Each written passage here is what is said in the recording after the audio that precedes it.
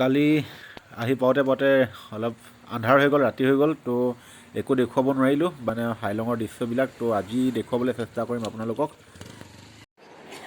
এয়া হৈছে মনোমোহা হাইলঙৰ যিখন মানে মেইন টাউন আছে তাৰ দৃশ্য হয় এইটো। এটা চাইডে নদী আছে, তাৰ এইটো চাইডে আকৌ পাহাৰ আছে, আৰু এইটো হাইলং টাউনখন আছে। তো আমি এতিয়া হাইলংখন ফুৰিম আৰু আপোনালোককো দেখুৱাওঁ যিমানটো পাৰোঁ আৰু। তো লাহেকৈ লাগিবলৈ আৰম্ভ কৰিছে আৰু ফাৰ্ষ্ট কিবা এটা খাই লওঁ হোটেলত সোমাই, তাৰ পৰা আমি হাইলং ফুৰিম।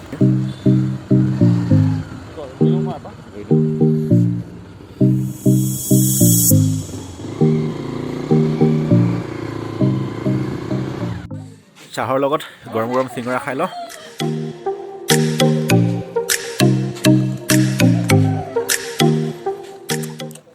মজা আছে।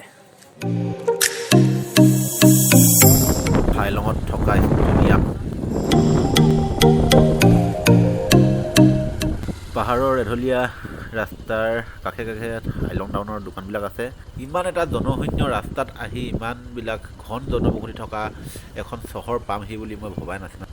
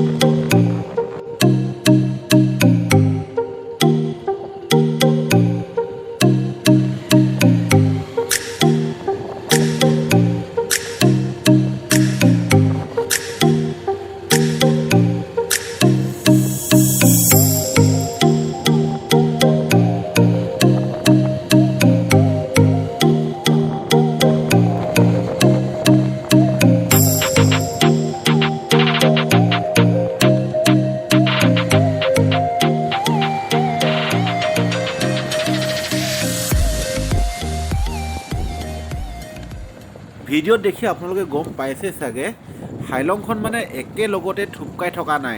এটা থোপাথোপিয়ে ঘৰবিলাক আছে, অলপ পাৰ হৈ গৈ কিনে আকৌ মানে খালী জেগা আছে, আকৌ মানে গৈ কিনে আকৌ বহুত থোপাথোপিকে ঘৰবিলাক আছে। তেনেকৈ মানে ভাগ ভাগকৈ আছে গোটেই টাউনখন।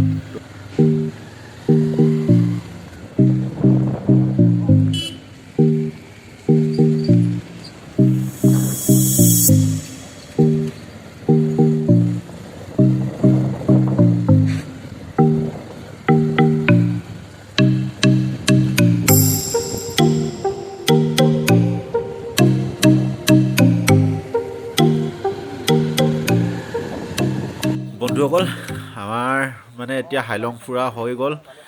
পুম্পুলু ভাগৰ কিবা এটা কাম আছিলে, তো সেইটো কাৰণে আমি আহিছিলোঁ। কিন্তু মই এনেই ফুৰিব আহোঁ বুলি আহিলোঁ, আৰু ইয়াৰ লগত ফ্ৰীতে আহিব পাই গ'লোঁ, তো আহি গ'লোঁ। আজি আমি হাৱাই যোৱা কথা আছিলে, কিন্তু নোযোৱাকৈ কামটো হৈ গ'ল, আৰু সেইটো কাৰণে হাৱাই নাযাওঁ আজি। কালি আমি আহি থাকোঁতে ৰাস্তাৰ পৰা এখন ঝুলনা দলং দেখিছিলোঁ, বহুত দীঘল। এতিয়া আমি সেই ঝুলনা দলংখন যাওঁ।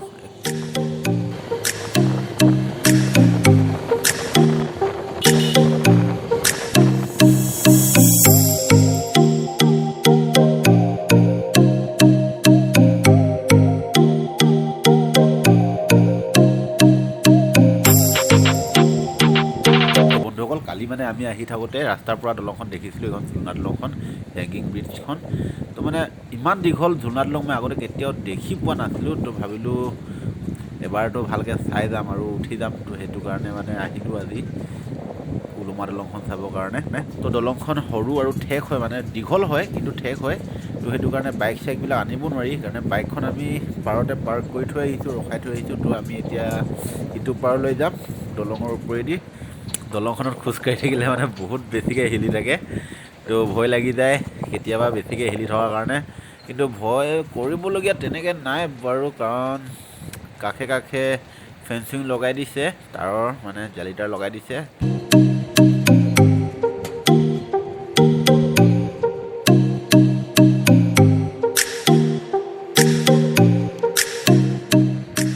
বন্ধুসকল, আমি আহি দলং পাৰ হৈ গ'লোঁ এতিয়া ঝুলনা দলং।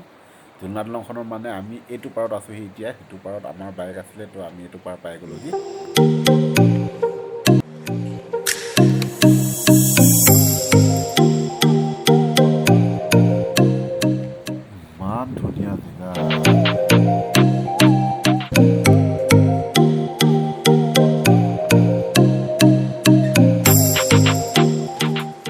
ফাৰ্ষ্ট টাইম দেখিছোঁ ইমান দীঘল ঝুলনা দলং মানে পাহাৰ মানে এটা পাহাৰৰ পৰা আন এটা পাহাৰ বুলি ক'ব পাৰি কাৰণ মানে এইটো চাইডটো পূৰা ওখ পাহাৰ আছে এইটো চাইডে অলপ পাহাৰ দূৰত আছে কিন্তু মাজত নদীখন আছে কিন্তু পাহাৰেই হয় সেইটো চাইডেও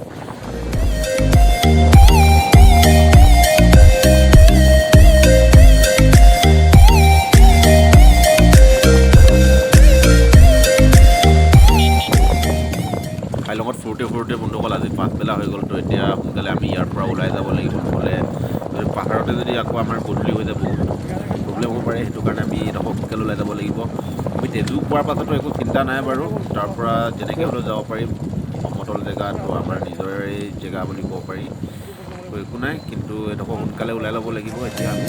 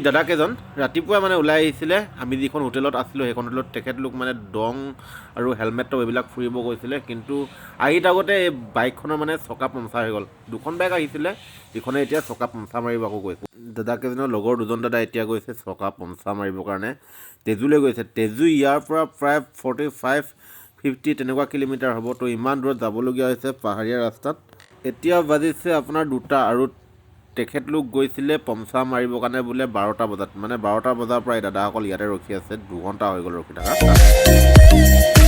তো ইমান পাহাৰৰ মানে জংঘলৰ মাজত তেখেতলোক ফচি আছে তো ইহঁতক মানে অলপ ৰখি দিয়াটো ভাল হ'ব বুলি আমি ৰখি দিলোঁ তো এতিয়া ভাল হৈ গ'ল বাইক পামচাৰ মাৰি কেনে মানে লগাই ল'লে তো এতিয়া আমি গোটেইকেইজনে আহি আছোঁ লগতে তো এতিয়া আমি তেজুলৈকে লগতে গৈ দিম আৰু কাৰণ ইহঁতে নতুন আৰু ইমান দূৰৰ পৰা আহিছে আৰু আমাৰতো অলপ ওচৰৰে হয় দাদাকেইজন মানে আজি ৰাতি ক'তো নাথাকে ইহঁতে ডাইৰেক্ট শিৱসাগৰ যাব তো সেইটো কাৰণে মানে আমি এতিয়া অলপ সোনকালে ওলাই যাবই লাগিব আমি এতিয়া 7 ষ্টাৰ ভিউ পইণ্টত ৰখি গ'লোঁ তো চবেই ৰখিলে আমি ৰখিলোঁ দাদাকেইজনো ৰখিলে তো অলপ সময় ইয়াতে ৰখিম তো তাৰ পৰা আকৌ ওলাই যাব লাগিব কাৰণ বেছি দেৰি হৈ গ'লে আকৌ গধূলি হৈ যাব এই জেগাটোত মানে বহুত কেইখন নদী লগ খাইছে একেলগ হৈছে কিন্তু এতিয়া ভালদৰে দেখি নাপাব কাৰণ বেলিটো মানে ডুবু অৱস্থা মানে ডাইৰেক্ট সেইফালৰ পৰা নদীবিলাকতে পৰিছে জাতীয় পতাকা লগাই আমাৰ পাছে আহি আছে যাবালৈ বিৰাজদা পূৰা হাফটোৰ নিচিনা টাৰ্ণিঙত ক্লিন কৰি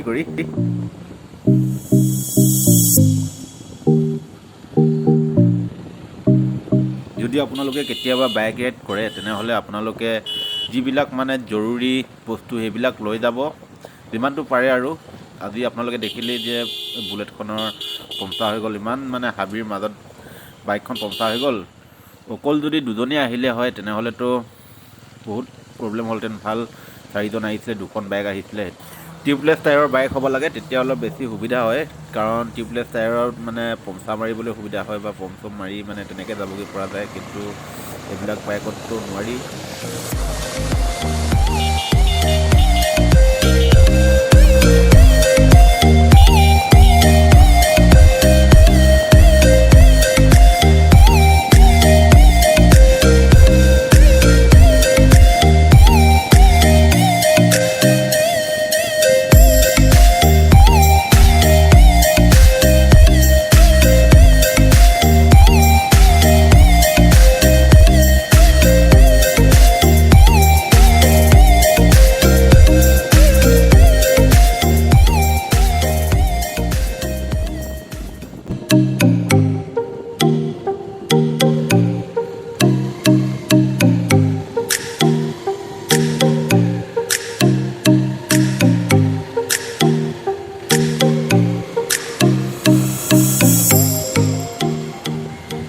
এটা তিনিআলি পাই গ'লোঁ আৰু ইয়াত মানে কেইখনমান দোকান চোকান আছে, সেইটো কাৰণে আমি ইয়াতে ৰখিছোঁ।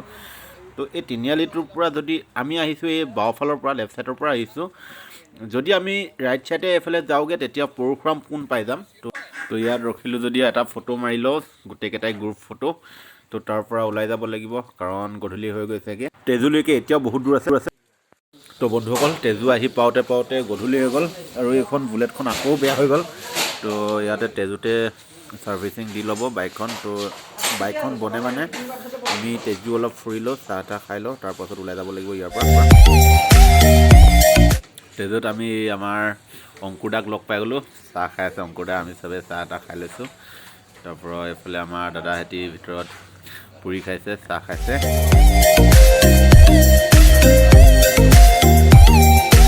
তো এয়া হৈছে অৰুণাচলৰ তেজু টাউন। তো মানে এখন তেজু টাউন হয়। তো তেজু টাউনৰ মানে বজাৰৰ ভিতৰত সোমাই আহিছোঁ আমি এতিয়া দুজনে। তো চাওঁ মানে তেজু আগতে ভালদৰে ফুৰা নাই, এনেই দেখিছোঁ আৰু কিন্তু বজাৰখন এনেকৈ সোমাই পোৱা নাই, অকল ৰাস্তাই ৰাস্তাই গৈছোঁ, ঘূৰি আহিছোঁ, তেনেকৈ আহিছোঁ। তো আজি চাই লৈছোঁ বাইক ভাল হয় মানে। বাকীকেইজন বাইকখন ভাল কৰা তাতে ৰখি আছে আৰু তাৰপৰা আমি অভিষেক আৰু মই দুইজনে অলপ চাই লওঁ বুলি আহিছোঁ। এই অভিষেক শিৱসাগৰৰ ধুনীয়া ল'ৰা।